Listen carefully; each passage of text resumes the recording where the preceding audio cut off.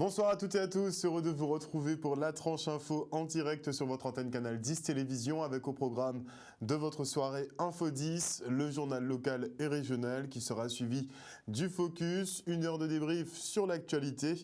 Et ce soir nous sommes mardi, donc nous recevrons nos spécialistes des nouvelles technologies de l'informatique et de la robotique, à savoir les membres de l'association WeBash avec qui on parlera de sécurité sur Internet, mais aussi de la loi de sécurité globale qui va quand même bouleverser nos vies. Mais avant cela, place à l'info.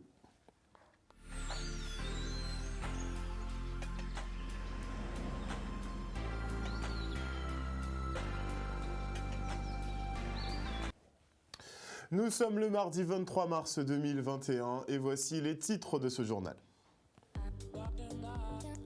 Nous nous entretiendrons tout d'abord avec Elie Domota au sujet d'une plainte déposée contre Philippe Gustin, l'ex-préfet de Guadeloupe, pour la mise en place d'un couvre-feu fictif. Puis nous irons au centre gérontologique de Palais-Royal aux Abîmes pour l'inauguration du pôle parents-enfants du CHU. Et enfin de l'art avec l'exposition de Pascal Foy autour des cases créoles.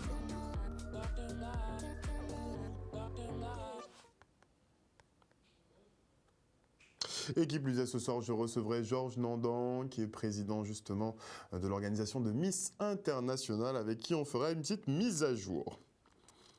Et avant de développer justement les titres, notez qu'une enquête est ouverte suite à la mort d'un étudiant en médecine de 24 ans, 10 jours après sa vaccination à l'AstraZeneca. Ce jeune aurait développé des effets secondaires graves. Il s'est d'ailleurs plaint d'une douleur au ventre et avait prévu de se rendre chez son médecin le jour où son corps a été découvert. Selon les premiers éléments, Anthony a fait une hémorragie interne causée par une thrombose et avait 1,7 litres de sang dans le ventre. Et bien que les thromboses et autres formations de caillots sanguins avaient conduit à la suspension du vaccin AstraZeneca, les autorités précisent qu'au vu des données disponibles, rien ne permet d'établir un lien effectivement avec le vaccin. Une version qui sonne faux pour la famille du défunt, puisqu'on rappelle tout de même que ce vaccin AstraZeneca est accusé d'être la cause de 25 cas de thrombose en Europe, dont 9 décès. L'ex-préfet Philippe Gustin a-t-il entourloupé les Guadeloupéens? C'est ce que dénonce l'UGTG qui a porté plainte contre lui suite à la mise en place d'un couvre-feu le 20 mai dernier. Une mesure annoncée publiquement mais pas formalisée par décret. On fait le point avec Elie Domota au micro d'Olivier Félix. Nous avons changé que le 7 mai 2020, le préfet a annoncé à la radio, à la télé, comme quoi il a mis un couvre-feu en Guadeloupe. Nous déposons une requête devant le tribunal administratif et grande surprise car le tribunal a dit nous, pas ni arrêté de couvre-feu déposé par le préfet. Ce qui veut dire que le préfet utilise fonction et il commet en voie de fait, en forfaiture puisqu'il restreint droit et liberté à Guadeloupéens sans qu'il y ait un arrêté préfectoral. Et ça, c'est extrêmement grave, ça y fait là. Ça veut dire qu'ils considèrent qu'ils sont une espèce de gouverneur et ils ont droit de vie et de mort en les vies à Guadeloupéens. Donc c'est pour ça que nous, le GTG, nous décidons de déposer plainte contre le préfet là, et qu'a signifié à tribunal là que nous, Guadeloupéens, nous, militants à l'UGTG, nous, syndicats UGTG, nous subissons préjudice à dans cette situation-là. Et ça a montré bien que jeudi là en Guadeloupe, même bitin qui est, c'est messieurs qui prennent nous pour des enfants, ils rendent nous responsables de tout ça qui est arrivé nous, et pour mémoire, et ça sont notre plainte que nous avons déposée dans les semaines qui viennent. La Guadeloupe, c'est le pays de la Caraïbe qui a quasiment le plus grand nombre de morts par habitant. Alors que nous, parmi les pays qui ont le plus gros PIB, produit intérieur brut par habitant, qui a mesuré richesse en pays. Ça veut dire que aujourd'hui là en Guadeloupe, parole à l'État déficient, acte à l'État et à les collectivités et à l'ARS en défaillance en pays là ça qui a mis nous dans situation de détresse humaine là ça. Et donc nous décidons à partir des analyses que nous faisons de systématiquement attaquer l'État en l'air un certain nombre de dossiers. Premier dossier nous déposé et nous déjà déposé, c'est attaquer préfet là en l'air les arrêtés illégaux qu'il prend et les mesures de restriction des libertés qu'il prend. Et deuxième attaque que nous avons fait dans les semaines qui viennent, c'est contre le défaut de prise en charge des patients guadeloupéens qui menaient à un hécatombe en septembre, octobre et novembre, qui a fait que aujourd'hui là, nous avons plus de 180 morts et qui a placé nous en peloton de tête à les pays qui ont le plus grand nombre de morts par habitant Caraïbes là. Et ça, c'est inadmissible. Nous devons Haïti, nous devons Saint-Domingue, nous devons Cuba, nous devons Venezuela, nous devons quasiment tous les pays de la Caraïbe, alors que nous avons un PIB par habitant qui est beaucoup plus fort qu'Itaïo. Et on enchaîne avec ce petit rififi à la mairie de Morne-à-l'Eau cet après-midi, puisque chaque syndicat, effectivement, semble vouloir défendre ses droits à sa manière. On a eu un petit face-à-face entre l'UGTG et l'UNSA. Le reportage de Charlie Dagonia.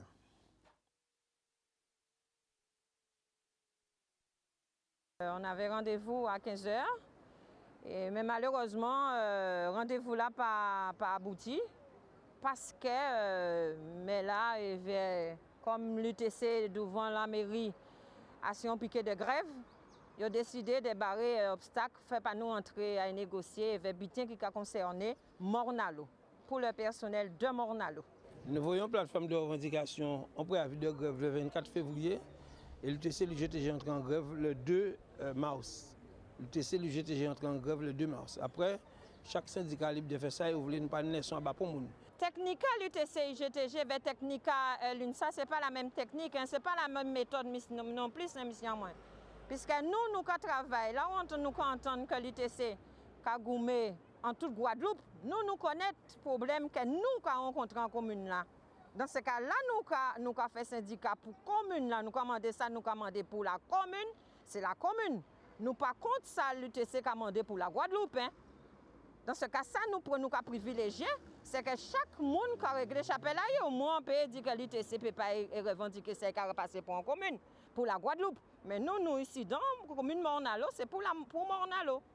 C'est pour les employés de Morne-à-l'Eau. Nous avons fait 3 négociations et jusqu'à là, nous avons une solution. Mais nous avons constaté que c'est les mecs qui sont en train de créer division et violence entre les travailleurs et régler le problème là. On a pensé si on mettait qu'à respecter une organisation qui s'y place, à part ça, nous devons vivre après-midi là ici dedans. Bien comprendre nous. Et même on a là, ça me dit, il faut gens venir 6 h le matin, bonjour. Dans là, nous avons traité le dossier à tout le monde Guadeloupe. Alors certainement, choix après-midi là, ça peut être qu'à paraître lumière. Mais nous pas syndicats des autres, nous pouvons créer problème entre nous syndicats. On pense que chaque monde prend responsabilité à eux. Nous si piquer en nous, nous lever piquer en nous, rentrer en l'air, nous voulons, nous sortir en l'air, nous voulons seulement. Et si dans une seule section syndicale qui dépose préavis, c'est l'UTC, l'UGTG. Et tout le temps, nous pas signé un protocole de fin de conflit, tout le temps nous en grève, réunion bien faite pour d'autres monde incident. En tout cas, puisque nous avons piqué là. Si la piqué là, les vers à 17h, ça y est, mais tout le temps piqué, nous pouvons accepter pour d'autres organisations venir entrer, quelle que soit l'invitation réunie pour faire pont, négociation avec nos résidents. C'est ça que nous avons dit à présent. Monsieur Hibert, à Paul-Louis, c'est l'argent à travailler et besoin point. Vous bien comprendre nous. Au lamentin, c'est pression qu'on met ce travail. Alors si les mecs comprennent qu'ils veulent déclarer la guerre à l'UTC, nous parlons aussi. Hein. Mais c'est quand on est jeune là, c'est Mambleu qui demande pour demain pour nous entrer en travail là. Mais nous sommes présents. Donc si vous voulez déclarer la guerre à l'UTC, l'UGTG, nous parlons aussi. Ça, vous voulez nous voulez, mais seulement nous avons dit, revendication nous est juste, illégitime, et ils tous savent ça. Ils savent très bien qu'en droit, nous avons raison si ils ont besoin de faire par porte. Nous avons dit, faire 6 sessions, nous tout derrière, et pour nous négocier, signer un protocole de fin de conflit, l'air qui est arrivé. Et on se rend maintenant à la poste de Bergevin où le mouvement social des facteurs contre la géolocalisation se poursuit. Si nous 4 bureaux en grève aujourd'hui là, c'est bien parce que la Poste a mis en place une organisation de travail qui est en danger pour travailler, quel que soit le travail là, tout simplement parce qu'il a utilisé une application qui est en portable qui a fourni facteur là pour faire distribution qui n'y a une géolocalisation à alors ça c'est un danger déjà pour la conduite, c'est interdit par le code de la route, mais aussi ça peut provoquer, en tout cas, accélérer les risques accidentogènes. Alors, ce point-là, c'est 6 On a pensé que les autres bureaux, notamment après-midi là, nous avons une réunion pour Abim, Pointe-à-Pitre et Petit Bout. Et nous avons un point similaire aussi, c'est le respect, en tout cas, des instances réglementaires qui a fait partie des mauvaises gestions à la Poste sur la mise en place dans telle organisation. Après-midi, nous avons une rencontre et si ces points-là, ça, et rien pour qu'on à part retrait à Mobilia, en tout cas, application là. Nous attendons. Là, nous avons plus de 11 semaines de grève. Et la Poste, il a joué la montre en réalité. Mais nous savons que nous avons raison à des revendications que nous avons portées parce qu'on a plus de 80% des travailleurs qui sont en grève. Et notamment, ça a, nous avons dit malheureusement, ça a pénalisé la distribution et plus particulièrement les usagers. C'est pour ça que nous n'avons pas en volonté non plus de pénaliser pour le monde, mais pour le bien de la mission de service public qui est confiée à la Poste, nous avons pensé qu'il faut écouter nous dans le cadre à la mise en place à l'organisation. Aujourd'hui, on n'a pas ni formation, ou pas ni non plus les éléments pour mettre en place une telle organisation. Mais en gros, si ça nous y est, et au-delà de ça même, la Poste lui-même qui a mettre pression aussi, une bonne pression, pression managériale à niveau à la mise en place d'une telle organisation. Bon, les conditions ne sont pas réunies, c'est pour ça que nous l'ajoutons là. Un reportage signé Maxime Morel. Et comme on dit chez nous, la GEL a déclaré au Memorial Act après avoir porté plainte contre la CFTC pour diffamation. La directrice Laurella Issa-Prinçon est suspendue de ses fonctions à titre conservatoire. Une décision prise par le conseil d'administration avec effet immédiat. Et selon elle, il s'agirait d'une contre-attaque du président de l'établissement pour la dissuader de mettre en lumière des dysfonctionnements, dont un détournement de fonds de 420 000 €. Et 3 ans après l'incendie du CHU de Pointe-à-Pitre, le pôle parents-enfants est enfin sorti de terre. Initialement prévu pour 18 mois, les travaux se sont éternisés pour des questions techniques. Il s'agissait tout de même de créer un service de maternité au cœur du centre de gérontologie du Palais Royal, qui n'était pas du tout prévu à cet effet, vous le savez. Une construction au pied levé pour soulager les professionnels de santé très éprouvés par les crises successives. Le reportage. C'est une belle étape de l'aventure collective que nous sommes en train de vivre et d'écrire pour la Guadeloupe. Nous sommes au rendez-vous de cette histoire nouvelle du CHU que nous construisons. Vous avez vu la qualité technique du bâtiment. Nous offrons des conditions d'accueil qui sont vraiment totalement en phase avec ce que nous sommes en droit d'attendre au XXIe siècle de la part d'un hôpital, et puis surtout des conditions de travail au personnel qui le méritent bien. Une bouffée d'oxygène pour nous qui avons vécu douloureusement ces 3 années et demie. Tout est géré à partir de ce tableau. La lumière, la luminosité, la couleur de l'ambiance, la température, tout est là. C'est un travail de longue haleine, j'ai beaucoup participé à ce travail et je suis très heureux aujourd'hui de réceptionner les locaux. Vous avez vu la technologie qui est hors norme, tant au bloc opératoire que dans les salles de naissance. Ça permettra de donner à nos femmes enceintes et aux enfants qui viennent dans ce pôle un accueil digne de ce nom, digne d'un CHU. Le fait de réunir tout le personnel sur un site permet de créer du lien entre le personnel, créer du lien entre les différents services, sécuriser les parcours de soins et permettre au personnel de vivre dans des locaux plus adaptés avec des perspectives différentes. Nous réceptionnons, je dirais, ce pôle mère-enfant dans de bonnes conditions, avec des moyens modernes, mais surtout j'ai une pensée pour le personnel, pour les agents, que ce soit les médecins, que ce soit les sages-femmes, que ce soit le personnel de service, les aides-soignants ou autres. C'était vraiment important de leur donner de bonnes conditions pour exercer leur métier. On est à la pointe de la technologie. Vous savez, le bloc opératoire dans lequel on est actuellement, je n'ai jamais vu, même au niveau national, ce type de technologie. Il en est de même pour les salles de naissance. Donc nous sommes au-dessus même de ce qui existe actuellement. C'est une équipe, c'est une volonté. C'est une alliance, je dirais, de toutes les volontés qui nous emmènent aujourd'hui à ce bel ouvrage. Un grand pas est franchi, mais ce n'est qu'un pas. Comme je vous ai dit, les prochaines étapes sont pour les années à venir et avec l'ouverture du nouvel hôpital. On avance lentement mais sûrement, on dira. Et le reportage était signé Stanley Manicor. Et effectivement, le lycée Berthène Juminaire de Lamentin devait tenir ses journées portes ouvertes pour présenter ses spécialités et ses filières. Malheureusement, à cause du Covid, la manifestation a dû être annulée. Mais effectivement, ils sont réactifs. Donc, ils ont mis au point un petit slide pour vous présenter les formations auxquelles vous avez droit dans cet établissement.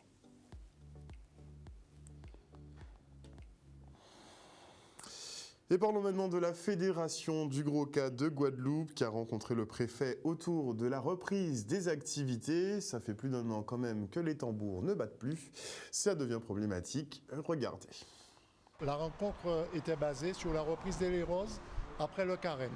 Alors naturellement, le chef de la sûreté, nous avons discuté avec eux des problématiques parce que ça faisait depuis un an qu'il n'y a pas eu lieu de lérose. Il n'y a pas de lérose depuis un an. Alors, pour nous, c'était de reprendre après le carême. Il s'avère qu'actuellement, nous sommes en confinement, plus ou moins en couvre-feu. Ça sera un petit peu difficile de reprendre. Mais nous avons bon espoir qu'après le carême et après discussion, dans un premier temps, nous pouvons dire peut-être que les léroses vont démarrer dans un premier temps à huis clos. On cesse de s'adapter, maintien des cours en ligne. On essaie de trouver des palliatifs. Lorsqu'il était possible, avant qu'on ait la restriction des fermetures des salles, on est sur des cours avec moins de personnes, avec la distanciation et bien sûr toutes les mesures en prévention prises, lavage des mains avec le gel, arriver avec le masque. En fait, tout ce qu'on nous demande de faire, on essaie de s'adapter, toujours dans l'espoir que les choses puissent revenir un peu plus à la normale après un an. Au niveau de la Fédération pour Gros Cas, nous allons inviter nos adhérents et présidents d'associations à respecter naturellement ces gestes barrières et à ne pas venir. C'est-à-dire que si la mesure de couvre-feu persiste, malheureusement, il n'y aura pas de lérose pour l'instant ouvert. Mais comme je dis, je ne dirais pas que c'est en bonne voie, mais ça peut se faire déjà au départ à huis clos et au fur et à mesure, lorsqu'on va entrer dans des normes que l'ARS et le préfet diront, on pourra ouvrir nos léroses avec une jauge naturellement par rapport à la surface établie. Je dirais que sur le long terme, c'est compliqué. C'est-à-dire qu'au départ, l'être humain a une faculté d'adaptation qui est surprenante. Mais c'est vrai que quand ça dure sur le temps, je peux dire que oui, ça commence à être un peu plus difficile parce qu'on a des besoins, on a des attentes, on a des habitudes. Et on a surtout l'envie de retrouver ces habitudes qui nous plaisaient, être ensemble, partager des choses, partager la culture, partager des passions, partager le bien-être tout simplement. On parle d'art maintenant et plus précisément de Pascal Foy qui nous embarque dans l'univers des cases créoles, un univers architectural bien de chez nous. Regardez. La case créole, c'est surtout pour que j'ai eu cette idée pour que les gens puissent rester dans l'architecture créole, parce que j'ai trouvé que c'était en voie de disparition. Alors j'ai montré un peu tous les styles qu'on avait sur les Caraïbes, un peu sur un peu toutes les Marie-Galante, Guadeloupe, les Saintes-Saint-Barth. Et pour montrer le style de l'architecture créole. C'est des tableaux sculptés qui représentent la case créole, quoi. Et puis ça aussi, c'est des nouveaux tableaux que j'appelle abstrait créole et qui est un mélange aussi qu'on retrouve comment on appelle ça, on retrouve les matières de la case, c'est-à-dire de la tôle, les morceaux de persienne, enfin je travaille un peu sur tout, quoi. Des tableaux que c'est du bois que je coupe, que je fais tout et puis je sculpte après. Je sculpte pour le rendre vieux comme ça, quoi. Pour le vieillir vraiment comme la case abandonnée, quoi. Et sinon après bon, il y a les petits avec des couleurs assez simples et ensuite j'ai toutes les abstraits aussi que je travaille, que je monte les crochets, les gonds, la tôle, tout ça, quoi. Un reportage signé Vianney Valverde. Et maintenant, je reçois Georges Nandan, président du comité Miss International Guadeloupe. Bonsoir, monsieur Nandan. Bonsoir, Harold. Bonsoir aux auditeurs canadiens, à toute la Guadeloupe et des amis chers que j'ai dans le cœur. Voilà. Alors, dites-nous tout. On sait que l'année qui s'est écoulée est assez problématique. Ah ben oui. On aura des élections de Miss qui vont se succéder au niveau international sur 2021 pour rattraper un peu le coup. Tout à fait. Mais je voudrais dire aussi que malgré 2020, qui était une année vraiment dure, on a quand même présenté une candidate à Miss Earth, qui a été le seul concours en forme virtuelle, qui est Lila Rose Rosette, qui a représenté bien la Guadeloupe à Miss Earth en novembre dernier. Et elle est une excellente candidate. Alors justement, je suis très heureux d'être sur votre plateau ce soir pour annoncer notre prochaine finale, qui est annoncée pour la première fois après 20 ans d'existence à Cap-Esther-Bello, ma commune d'origine. Et je remercie le maire Jean-Philippe Courtois. Donc on aura eu une élection Miss Internationale à Cap-Esther. Le 31 juillet, il a fallu attendre 20 ans pour qu'enfin à Cap-Esther... Pourquoi 20 ans, monsieur Nandan? Parce que tout simplement, l'ancienne majorité n'était pas pour ce genre de... Enfin, pour cette organisation, pour que je suis cap-estérien. Il a fallu attendre 20 ans qu'il y ait un nouveau maire qui a pu accepter de maintenir la manifestation pour le 31 juillet prochain au Palais des Sports Girard-Marianne. Et pour cela, je le félicite. Voilà. Très bien. Est-ce qu'il y a toujours un peu, on va dire, des tensions entre vous et le comité Miss Guadeloupe? Mais mon cher Harold, vous savez très bien que je m'occupe Miss France, pardon. Je ne m'occupe pas de cela. Je suis là pour avancer, pour faire avancer mon île au plus loin que possible. Il y a eu effectivement des procès et j'ai gagné tous mes procès. Mais aujourd'hui, où je vois, on a monté les Guadeloupéens contre les Guadeloupéens. Quand je vois que Mme de Fontenay, à l'époque, où elle est actuellement, elle est mise à la retraite, elle a été remerciée. Écartée même. Écartée. C'est une dictatrice. Elle a voulu faire des Guadeloupéens comme moi, qui était l'ancien conservatoire du patrimoine, m'attaquer au tribunal pour le titre de Miss Guadeloupe, pas 2500 € d'abstraite. Mais la raison a fini par l'emporter. Mon travail a su être reconnu à l'international et j'ai continué et j'ai eu d'autres concours qui se sont rajoutés à Miss Monde, qui était l'un des concours les plus prestigieux du monde, où on a pu continuer Miss International, et ça fait 20 ans. Et aujourd'hui, je suis heureux d'annoncer enfin que nous allons retourner tout au moins à Miss Universe, qui est l'un des 12e concours à travers le monde, qui est américain. Et je suis très heureux, lors de cette manifestation du 31 juillet prochain. Donc quand on a Miss Univers, effectivement, on a donc la Miss France qui est présentée, mais il y a aussi donc votre Miss qui est présentée à Miss Univers. Oui, mais ce n'est pas la première fois. Miss Monde, dans les autres élections aussi, nous sommes représentés. C'est reconnaître les valeurs de la Guadeloupe, notre diversité et notre différence. Nous sommes caraïbés avant tout. On ne va pas nous dire encore que nous sommes à l'époque où, dans les livres d'histoire, les professeurs guadeloupéens tapaient les petits Guadeloupéens parce qu'ils refusaient le dire aux ancêtres des Gaulois. Notre communauté est diverse et le monde entier a voulu reconnaître avec des faibles moyens que j'ai eu, mais vous savez, on peut faire de belles choses avec très peu de moyens et son travail sera reconnu. Alors c'est en ce sens que je félicite cette équipe, ses collaborateurs et collaboratrices, et notamment ici Canal 10, j'ai voulu venir, qui est une télévision qui m'a toujours soutenu. Je profite de vous remercier la direction et vous-même Harold, qui a été toujours à mes côtés au moment les plus difficiles, secoué, Alain Hannibal, toutes ces personnes qui ont eu avec moi l'opportunité de continuer le travail. Et l'équipe qui est autour de moi, qui a compris à travers moi quand j'ai mis ce projet depuis bientôt 20 ans, et je suis fier qu'il est abouti, car vous savez, faire quelque chose en Guadeloupe n'est pas chose facile. N'est-ce pas? Voilà. N'est-ce pas? En tout cas, après des années de combat, finalement, votre élection va être reconnue. Vous aurez... Mais nous sommes reconnus. Vous êtes déjà reconnus, mais d'une certaine façon... Vous savez, Harold... Vous asseyez sur Cap-Esther, la Guadeloupe n'a pas besoin de son internationalité pour pouvoir exister.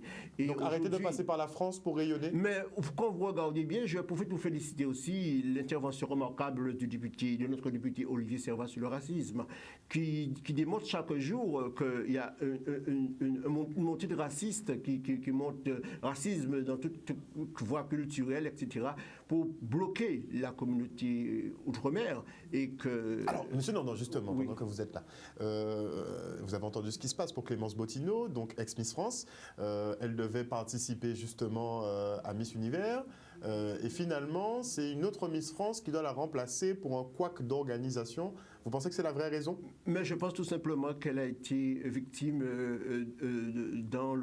comme tout ressortissant d'outre-mer. C'est tout à fait normal que vous savez que la politique menée par ce groupe qui est un groupe dont je rappelle il est proche avec le Front National, le groupe Endemol, il faut que vous le sachiez. Donc le groupe Endemol a des ramifications avec le Front National. Malheureusement, ces gens-là trouvent des boucs émissaires. Enfin, je ne vais pas m'aventurer de prononcer ces gens. Personnellement, je suis considéré comme une île qui est différente, qui a des spécificités différentes. Et à travers ces 20 années, ce que font ces gens-là ne m'intéresse pas. Mais au départ, il faut que les Guadeloupéens sachent que c'est une organisation profondément raciste et qui est manipulée par des gens puissants qui tiennent les ficelles de cette organisation et qui ne sont pas pour la promotion de l'outre-mer. Vous savez, c'est une question d'argent, ces gens-là. Ils croyant que le président de région qu'on a ouvre les robinets plus facile ici, ils voulaient tout simplement venir avec leur staff sur le dos du contribuable guadeloupéen, se payer le luxe de faire leur speech. Quand je vois qu'effectivement, ce n'est pas elle la seule, il y a eu d'autres candidates ressortissants d'outre-mer qui étaient arrivés comme Dauphine, qui ont été privés tout simplement, qui ont été mis de côté. Et je voudrais rappeler que mon organisation se bat par tout moyen, aussi faible qu'elle soit.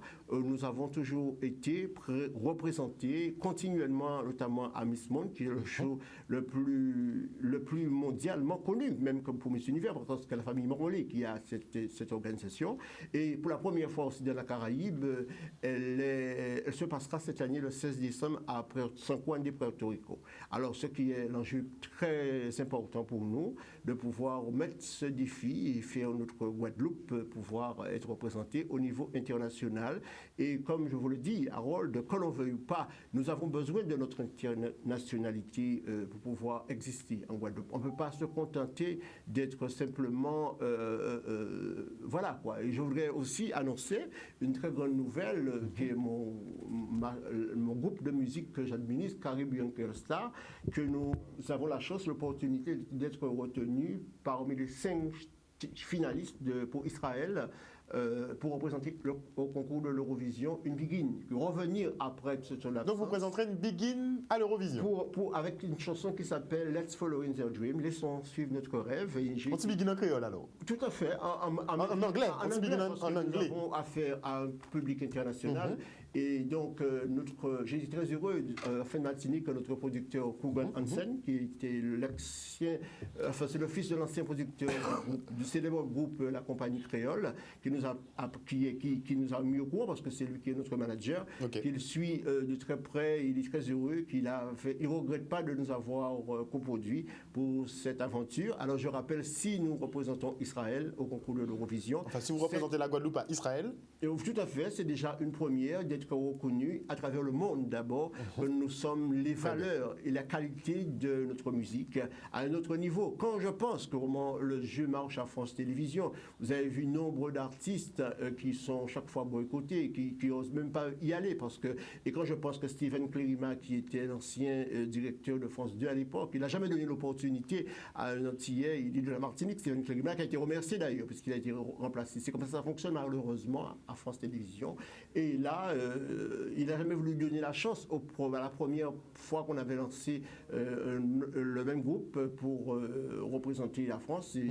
C'était du temps perdu. Quand on a compris cela, on a voulu travailler avec Kogan Hansen, qui est belge et qui a reconnu à travers le groupe Caribbean Star, et que j'en profite pour saluer Rosemary, qui relève ce défi avec moi. Et nous espérons que lors de cette émission Télécrochet, que nous aurons le vote, pourquoi pas échanger, c'est organisé par la chaîne israélienne IBA, et donc je serai heureux nous allons être au courant du mois en mi-avril, si nous avons cette opportunité de défendre Israël, qui fait la première sélection le 20, jeudi 20 mai, en vue de la finale prévue le 24. Vous savez, là aussi, le concours de l'Eurovision a été reporté, l'année dernière n'a pas été fait, ça se déroulera à Rotterdam, au Hall Palace Festival Music. Voilà. Merci beaucoup Georges Nandan d'être venu sur ce plateau ce soir pour nous faire part de votre actualité. Voilà. Donc élection de Miss Univers qui va se dérouler donc à Capesterre-Belle-Eau. Ce sera c'est le concours de Miss International. Miss International, quelle date? Miss International Guadeloupe, il y a plusieurs concours à travers le monde que nous faisons. Nous sommes affranchis, notre organisation est affiliée à travers le monde entier par tous les grands concours du monde. Il nous manquait que l'étoile de Miss Univers. En fait, nous retournons à Miss Univers. Car de 80 à 84, M. Nubré, comme vous le savez, présentait... Mais pour la date c'était le 31 juillet, pour la première fois à Capesterre, ma commune natale. Et je remercie le maire, malgré toutes les difficultés qu'il y a en ce moment, d'avoir approuvé cette magnifique idée. Et pour la première fois, au Palais des Sports Gérard Marianne, le 31 décembre, nous essaierons tout au moins d'organiser cette élection, malgré, comme nous avons ici un autodictat d'un préfet qui boycotte toute manifestation culturelle. C'est dommage que nous avons de tels comportements de représentants de l'État qui se dit représenter la France ici et qui bloque tout. Le monde culturel est bloqué. Mais nous devons résister. Je pense que ce préfet s'en ira tout simplement et laissera l'activité culturelle de la Guadeloupe puisse vivre enfin. Merci beaucoup, Monsieur Nandan. Je pense que le message, en tout cas, est très clair pour le préfet, Monsieur Alexandre Rochat, qui a visiblement est prié par beaucoup de personnes de laisser les Guadeloupéens tranquilles et vivre librement. Voilà. Merci encore, Monsieur Nandan. Voilà, chers téléspectateurs, nous sommes arrivés au terme de ce journal. Merci pour votre fidélité. N'oubliez pas que sur Canal 10 Télévision, vous faites l'information que nous diffusons. Le journal local revient demain à 18h30. Passez une excellente soirée. Bisous, bisous. Bye.